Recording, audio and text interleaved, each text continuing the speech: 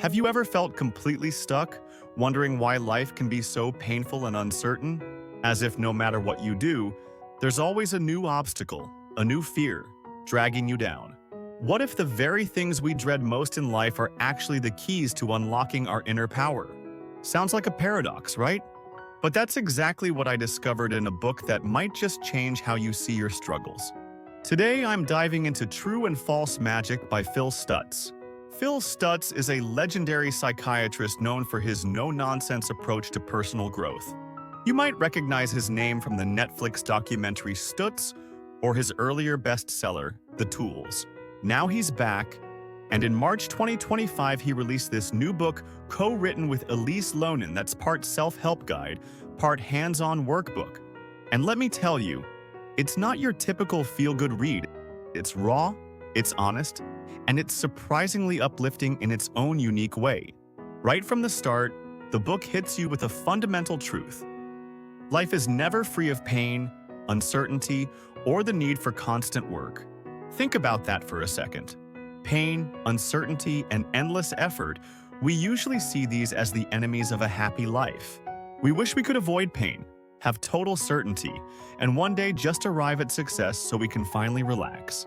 Stutz turns that idea upside down and says, those three things we hate: pain, uncertainty, and the never-ending work of life are actually what give our lives meaning and magic.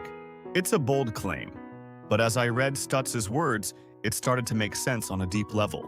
Instead of promising an escape from life's hardships, True and False Magic challenges us to dive straight into them.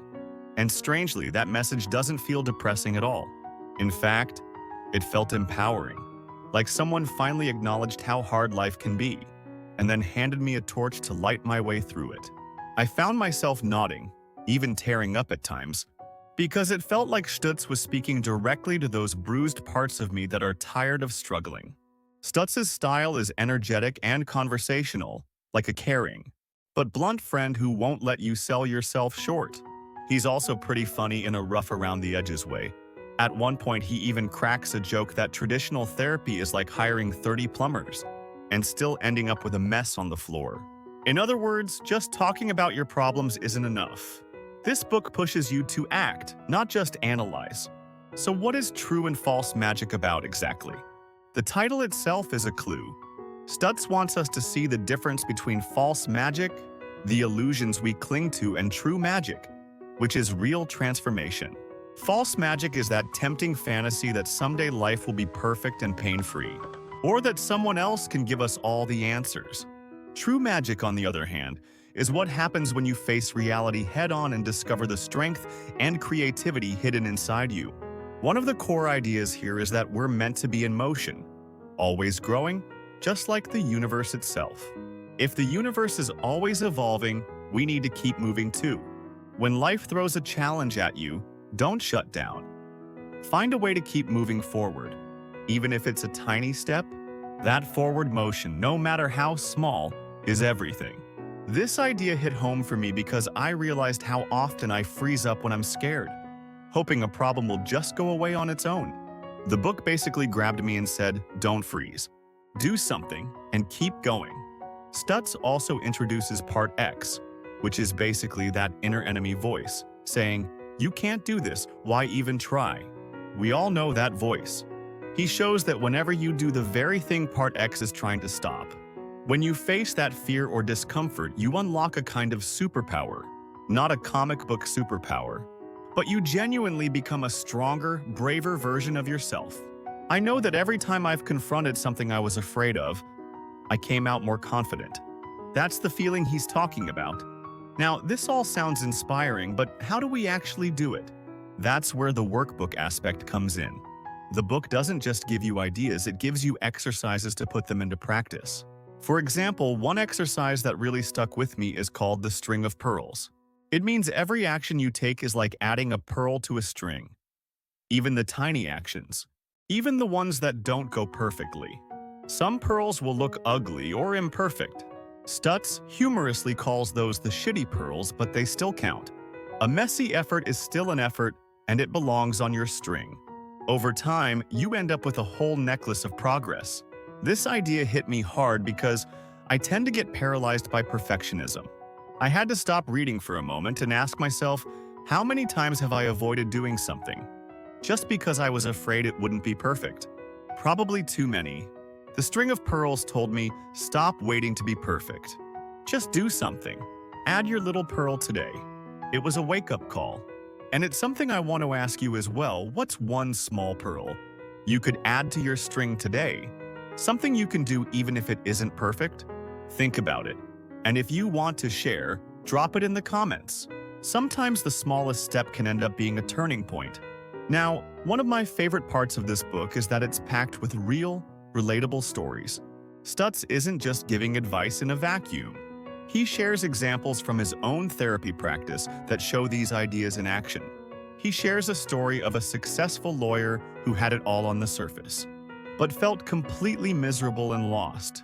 This man begged Stutz to tell him his life's purpose, to give him some big answer to fix his emptiness. Instead, Stutz gave him a simple assignment: turn off the TV each evening and walk around the block. The lawyer was skeptical. How could a little walk change anything? But he did it. That tiny habit became the spark he needed. By getting his body moving, he started to feel a bit better. Then he took another small step, and another. And slowly he found his spark coming back. It wasn't magic in a fairy tale sense. It was the real magic of effort and engagement. That story showed me how even the smallest action can start a big change. Reading these stories and doing the exercises, I felt like the book was holding up a mirror to my excuses. It made me realize how often I chase false magic, like hoping for some sudden rescue or change without effort, instead of committing to the real work. At one point, Stutz basically says, no one is coming to save you, and oddly enough, that's good news. Because it means you have the power to save yourself. That line gave me chills. It's a tough truth, but also a freeing one. It reminded me that I'm not a helpless passenger in life. I have a role to play in my own destiny, and so do you. So, here's my big takeaway from true and false magic. Life isn't about avoiding pain or uncertainty or effort. Real fulfillment comes from engaging with all of it. The real magic in life is created by you when you embrace the pain instead of running from it, when you accept uncertainty instead of trying to control everything, and when you keep putting in the effort even when it's hard. Doing those things day after day is what makes you stronger and turns an ordinary life into something extraordinary. I wholeheartedly recommend this book to anyone who's tired of quick fixes and empty promises. If you're ready to face the real stuff and do the work, this book is like a roadmap and a pep talk from a wise friend. It's also a fun read. It's deep, but it's not dry, and it even made me laugh along the way. If you do pick it up, don't just read it, try the exercises. They might feel uncomfortable, but that's the point. And that's where the growth happens. And if you do read it, I'd love to hear what you think or what part resonated with you the most. Come back and leave a comment, because I think the conversations we have about these ideas are so valuable.